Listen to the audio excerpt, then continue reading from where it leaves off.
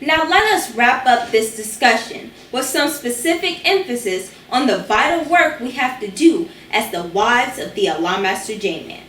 First, we want to point out that the title wife of the Allah Master J-Man is a responsibility beyond the bearing of biological children.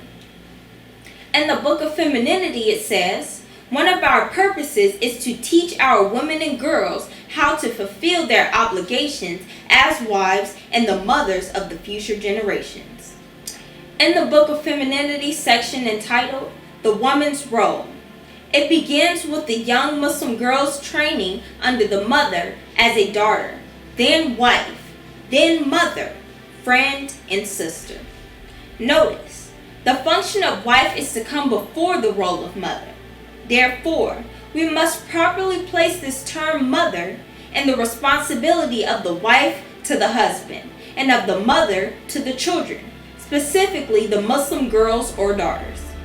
Now, the Allah Master J-Man is explicit about specific characteristics of we the angelic hosts and how we are to be distinguished once we grow from belief to knowing.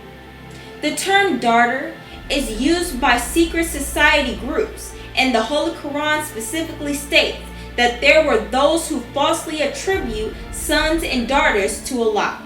In Surah 6, Ayat 100, and Surah 16, Ayat 57, it further states in Surah 17, Ayat 40, specifically that there were those who would even put forth a false honoring of the woman's role. Think over this, because they do this today. Using the woman, wives, as a political pawn, they falsely honor the woman's role, yet they don't really respect it, unless they can use the woman to help them meet some side pocket political agenda. In Surah 17, Ayat 40, it relates a history of men referring to women children as daughters of Allah, as if honoring them. Yet this was not so much as an honor, but for the purpose of burying such woman alive.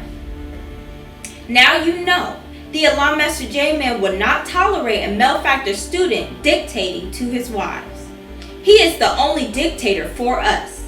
Unless they are quoting him exact, we do not have to honor any of what they demand from us. Have they not had decades to learn his words and ways? Yet many have been too busy trying to force their own way, which has not worked. Then now that they have come back to his way, they want to dictate to us, as if telling us the only way they are going to receive, consider, or obey his decrees. Yet it is not up to them.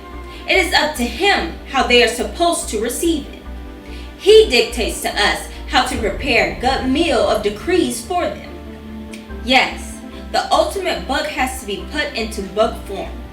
Yet for the true obedient male students, he stated that when he talks, a book opens up in their heads.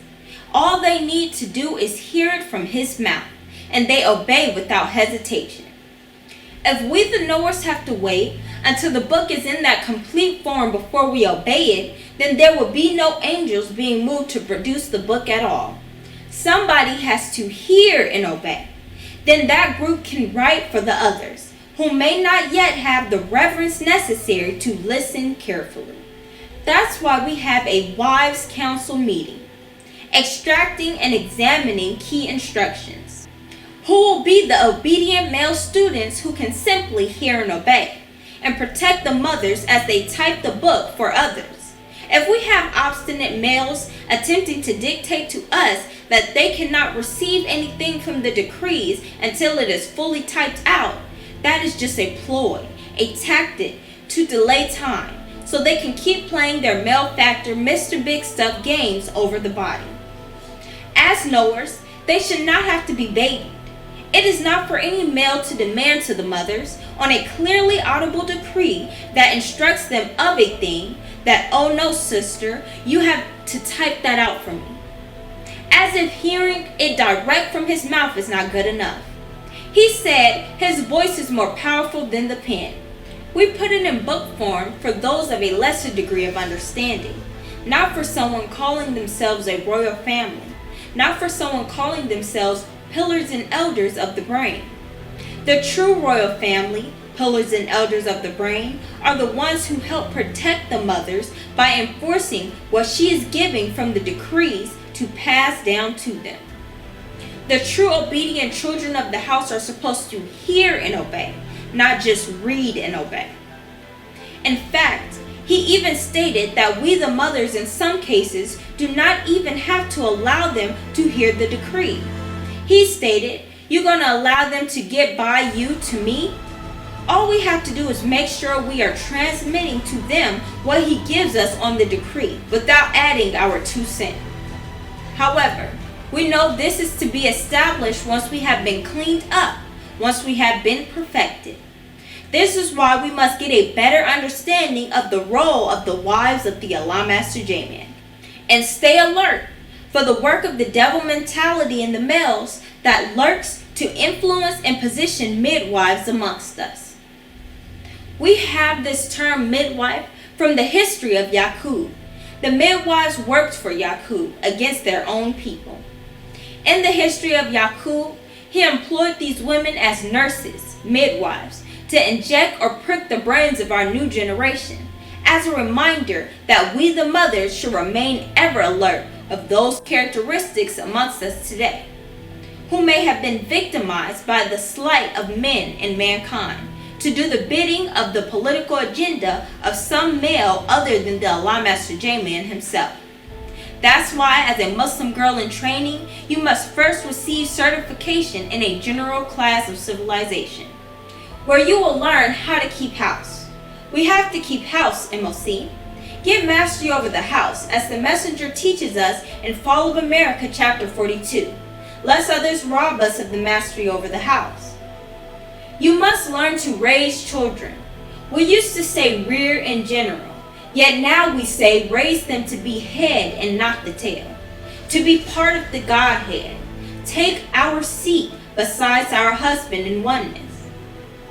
The only man we put out front is the true one who proves he deserves the place on top, and that is Master Wallace D. Fard Muhammad, his messenger, the glorious, most honorable Elijah Muhammad, Ansar Muhammad, the select one, the Allah Master J.